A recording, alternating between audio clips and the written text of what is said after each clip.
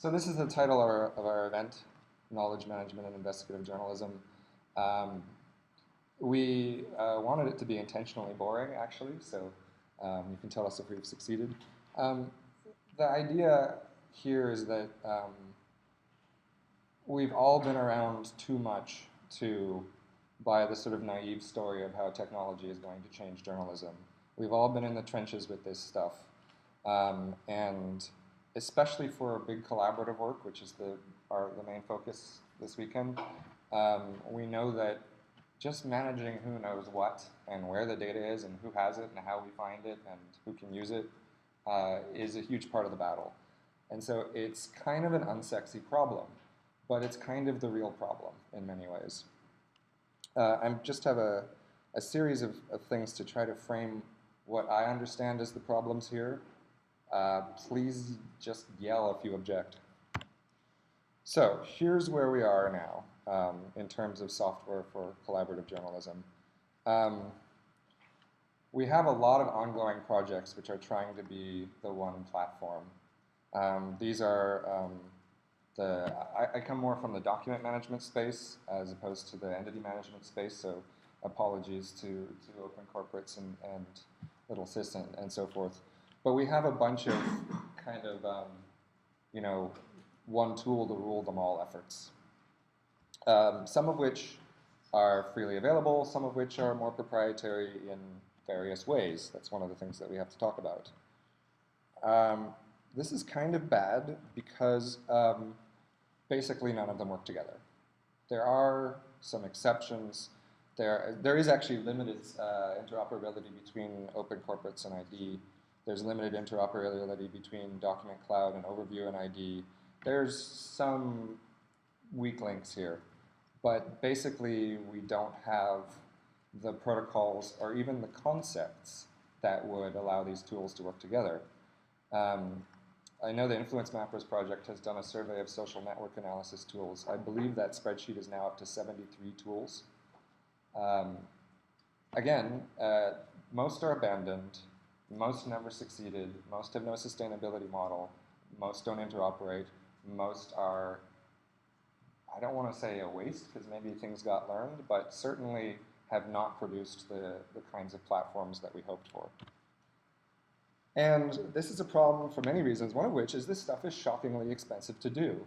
The funders right now are really excited about, yeah, you know who we're paying. But the thing is, software costs money. The funders right now are very excited about like $50,000 prototype grants and $150,000 implementation things. This is just a reality check. We are talking in the millions, not the hundreds of thousands, to build a usable platform here. Now, I suspect some of you are thinking I could build the all singing, all dancing platform for $250K. If you know how to do that, I would really like to talk to you and have those conversations, because one of the things that I see here is that the basic workflow stuff, like the basic engine for import, file conversion, OCR, search, presentation, you need this whole list of stuff before you can even show it to a reporter. And that's expensive. That's very expensive engineering. And now we've done it at least 3 times. And actually, with proprietary projects, I know of at least 3 more. So millions of wasted dollars, and the funding is incredibly fragmented, and this makes it worse. Then we have some basic workflow problems that I'm hoping we can solve. And interoperability is part of this. Later, we're going to hear from, I think probably you're going to present the Who's Got Dirt API? No? Yeah. Okay. Later, we're going to hear a concept for an interoperability API called Who's Got Dirt, which tries to solve this problem of who should I be talking to? Crucially, it separates the problem of who should I be talking to from can I have access to these documents, which we're not trying to solve technologically because that's actually a very complicated political problem, effectively.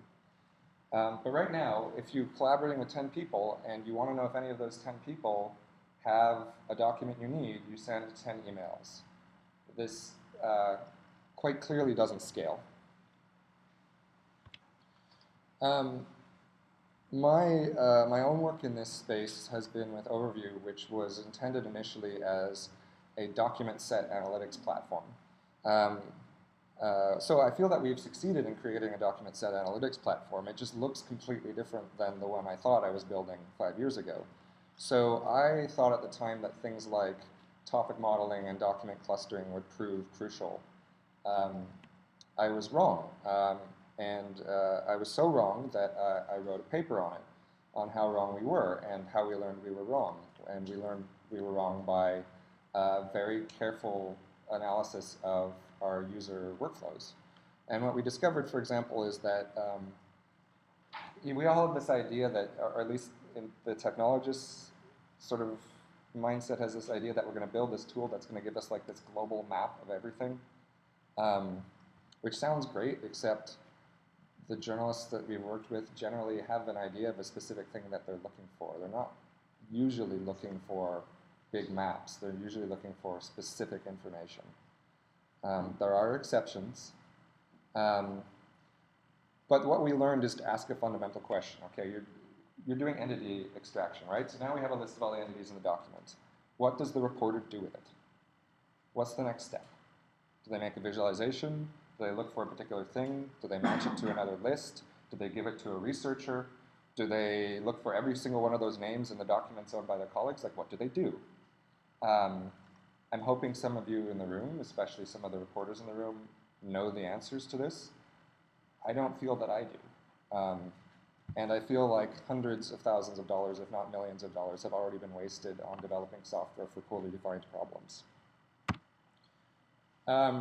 Even worse, I don't think we as a community even really have a handle on the unsexy stuff. So one of the things we've discovered with Overview and our own user testing is that it's absolutely crucial to show the search terms highlighted in the original document. So most of these systems just show a text display. That doesn't cut it. And the reasons for that are rich and interesting. But universally, when we show these platforms to reporters, it's the first thing they ask for. Document Cloud, $2 million later, still doesn't have this. That's not because they've wasted their money. It's just because that we're zeroing in on a particular type of task for which this particular thing is very important. So the work that we do in these big, investigative collaborations with large document sets and many people requires certain types of workflows. And I haven't even mentioned file management yet. Where are the files stored? Everybody has their own organization system on their laptop. What would it take to get them into a central repository? Reporters are concerned about access rights. They're concerned about metadata. Who would enter the metadata? Who's going to type in the source of a document? Is that really reasonable? Does it, how well does the OCR work? In what languages does it work? Again, very unsexy stuff. A huge field. Stuff you can only learn by intensive user testing, and I don't think we as a community have been very good at that yet. And as a result, everybody is making the same mistakes and spending a lot of money doing it. So these are what I see as the problems. These are the problems that I hope to solve with our collaboration. I see basically 3 categories of solutions. So how the people work together, how the software works together, and also what are we doing? I'm hoping that we can make some progress on all of these. One of the reasons for dragging you all here face to face is that working out how people work together requires talking about it very openly, which is why I've asked for our conversations to be off the record. We all have complicated competing interests, whether that's the commercial pressures of getting a scoop first, commitments to things like open source, or it could just be, everybody in this room has a long history with each other, and we have some past that we need to talk about if we're going to move into the future. There will also be sessions on APIs, right? So one possibility is, we all pick one code base and we all put our energy into it, and that code base rules the world. I find that unlikely, given that that is the case, and especially since it's unlikely that we'll have one centralized server for all documents everywhere in journalism, then we have to ask, how do we access each other's stuff? That requires APIs, it requires data formats, it requires some standardization so that this actually becomes a tool ecosystem instead of just a bunch of fragmented pieces of technology, which is where we are now. And finally, I'm really hoping we can figure out what the problems are. I'm gonna puke if I see another social network analysis tool. Like, seriously, I would much rather see some real user research on what people do with social network analysis, which fortunately it's happening, right? Like, this is part of the reason that the Influence Mappers group exists. And then the elephant in the room, how do we fund this? And not just how do we build the software, but how do we build the software forever? Okay, so when I talk about sustainability, what I mean is there is a model that puts bread in technologists and journalists' mouths for the rest of eternity. So grants are not good at this. I know that some of you run organizations that run from grant to grant, and it's heroic. It's kind of amazing that that works at all. So those of you who do the fundraising know how heroic it is. Personally, I come from the school that I would rather have customers than donors. That's something we should talk about as well. And then finally, what's the problem with Palantir or Nuix or DT Search or any of these things that are commercial spin-offs from other industries? Why are we even bothering to do this?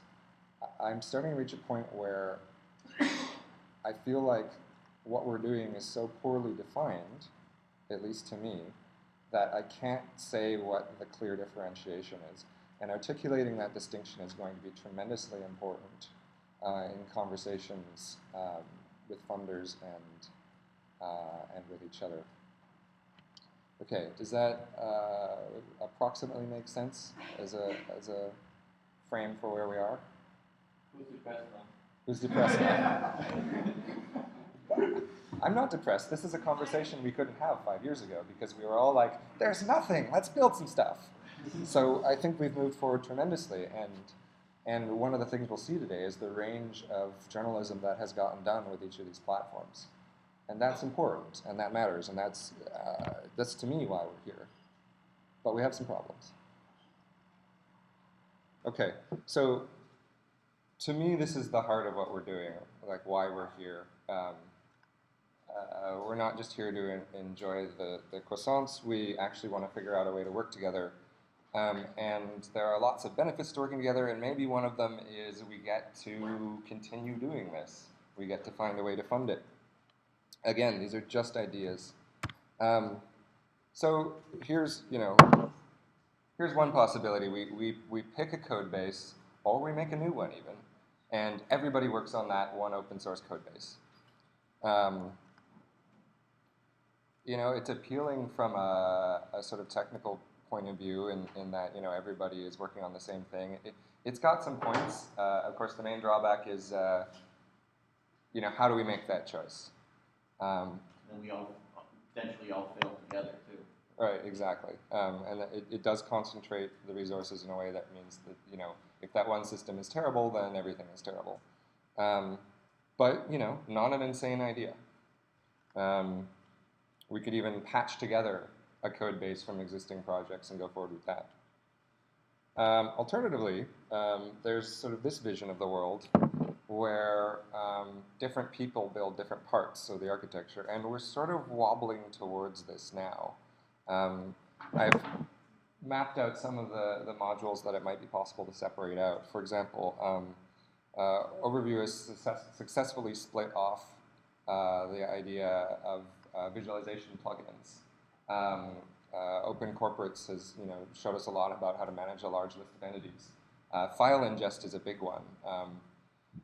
We've all duplicated work processing email attachment and doing OCR, and it would be nice if there was an API that you could write to that,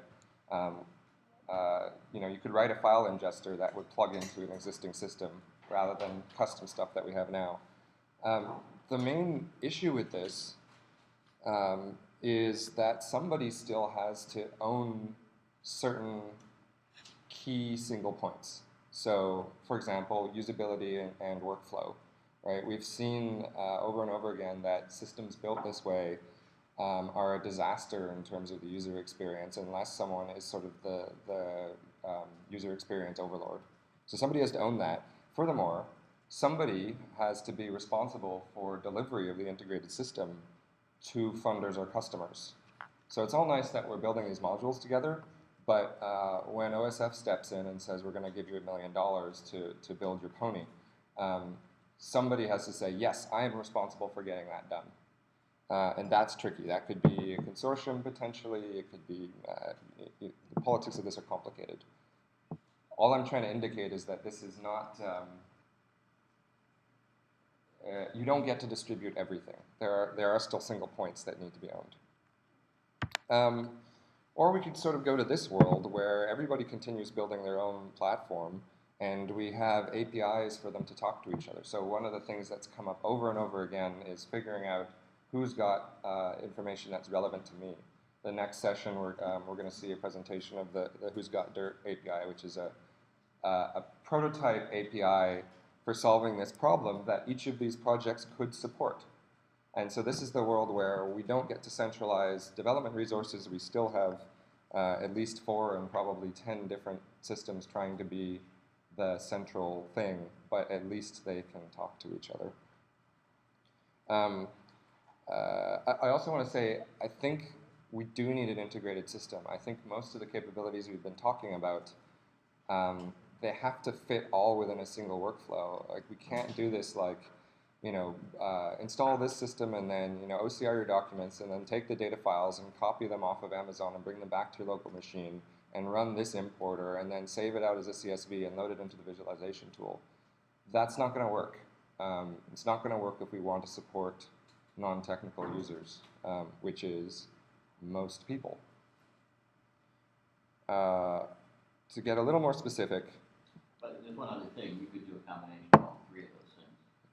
Yeah? How so? Well, you could be developing an API. You could be sharing code to build that one code to do all, and you could be, specializing in some of these. So, I mean. Yeah, there's lots, it's sort of, there's lots of ways to mix and match this. Right. I really do feel, however, that, we're going to sink or swim together in this one because there is, well, my sense is that there just isn't enough money to do 5 different versions of the same thing. In a little more technical detail, these are the modules. I put a workspace as a module just to, again, sketch out that somebody has to own the integrated user experience. Somebody has to build that. And then there are other pieces that we can build off. So that's sort of chunks of the code. This is a little bit different. This is ways that the code can work together. And what's interesting about this slide is all of these are real things.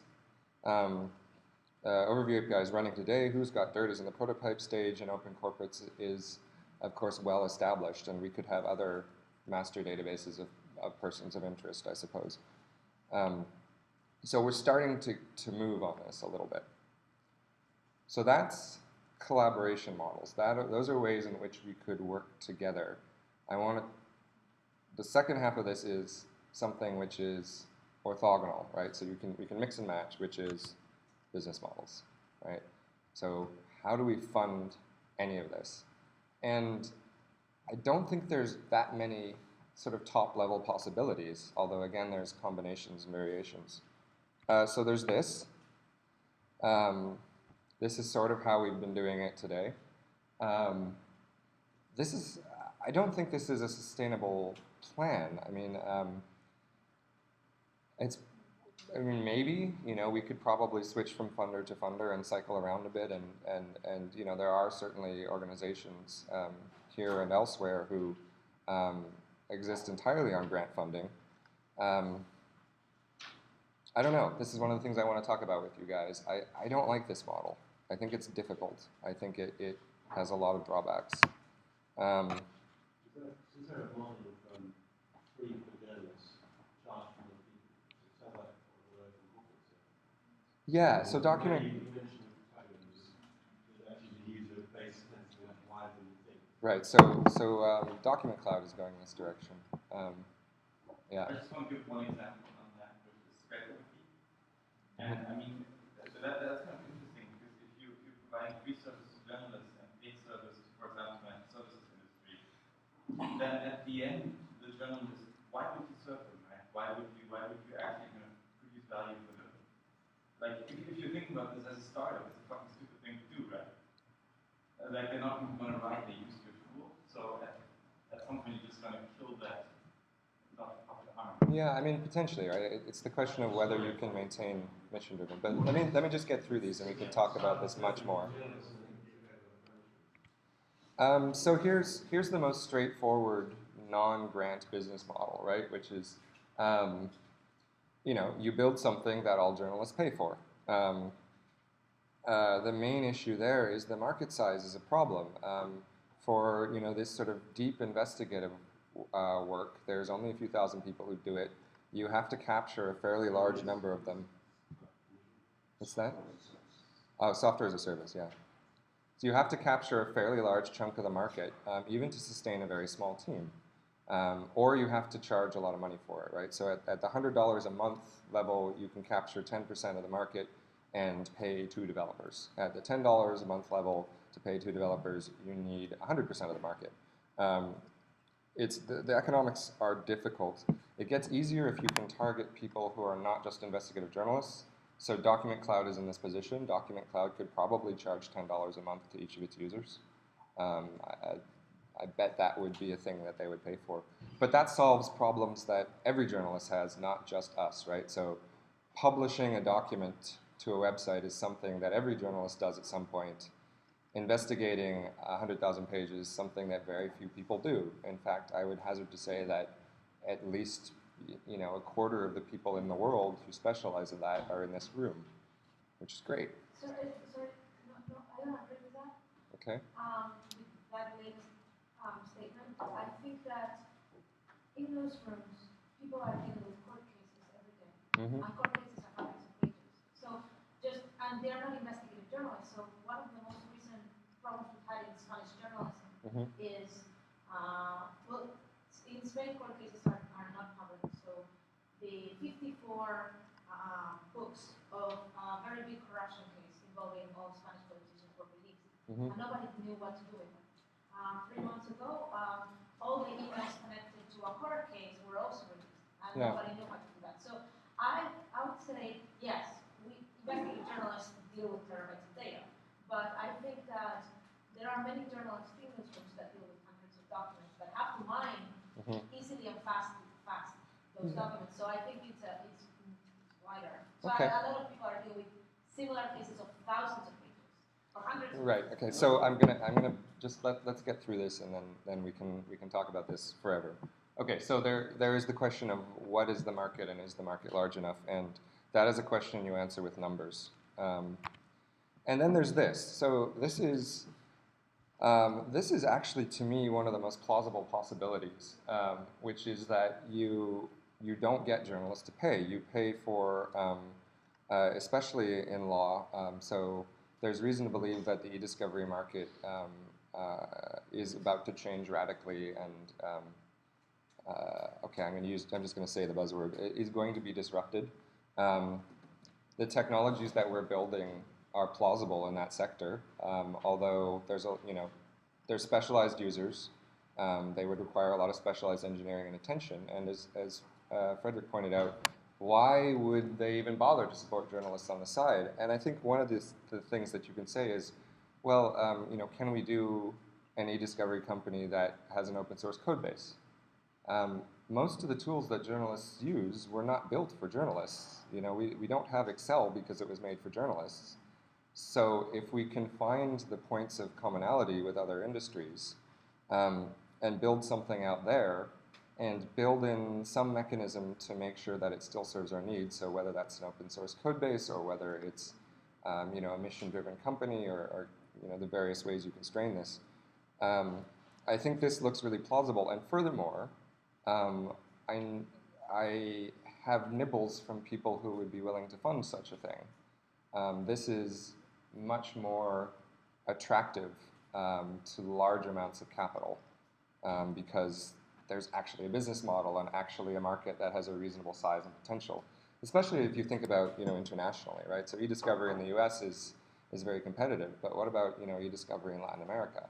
I don't know if there are good and cheap tools that work in Spanish and the other languages of the world. So now this is, I think, what Mara has been getting at. So there's this other model, which is, convincing a newsroom to pay $100 a month for a tool is a lot harder than convincing a newsroom to pay $100 a month for access to information that they need to do their stories. So I've put ICIJ in the middle here because you keep talking about this, but it could be, could be Investigative Dashboard, it could be Document Cloud, it could be anyone. There's some pretty serious issues around privacy, security, and in fact legality. If you scrape all of the corporate registers of the world, can you sell access to that? I don't know. If you scrape only some of them, there's lots and lots of ways to get documents. It's not even clear to me that you can do this. So one thing here for context that I think is very, very important. I mean, what we're describing here as a business model is very little when it comes to the actual investigative reporting. It's just the beginning of the work. So we'll be using these systems just to have a head start, just to have some information. But then the bulk of the work, in order to generate this content, is going to be done either offline or in other ways, not involving the systems. So I think this is, something that needs to be in our minds, that this is solving just the beginning part of the investigative reporting process. It's not, like a seamless process. This goes, offline and online and stuff like this. But even if you get all those records from all the registries in the world, you still have to go to the address. You still have to to invest more money, into actually doing the footwork.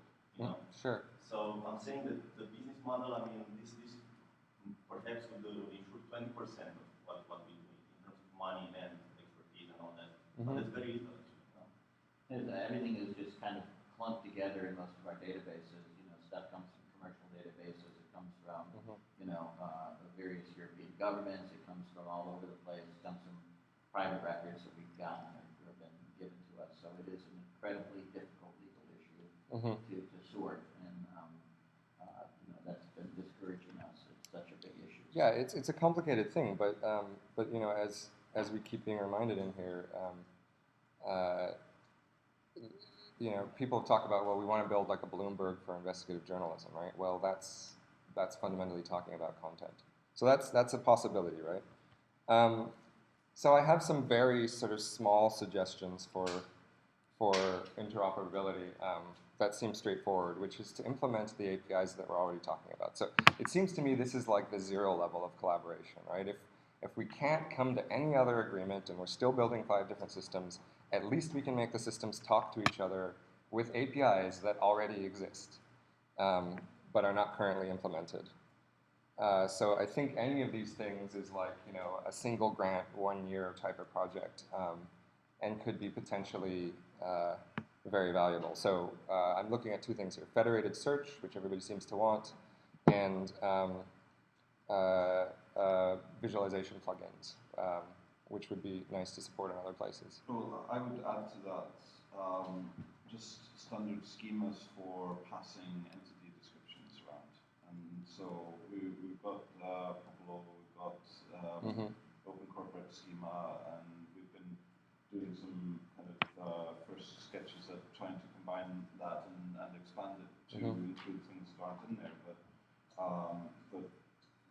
if we can arrive at some kind of common schema for these, they would simplify communication a lot. Yeah, I think there's a number of directions this could be built out. Okay, so that's That's it. So now I'm going to attempt to open up to discussion a little bit.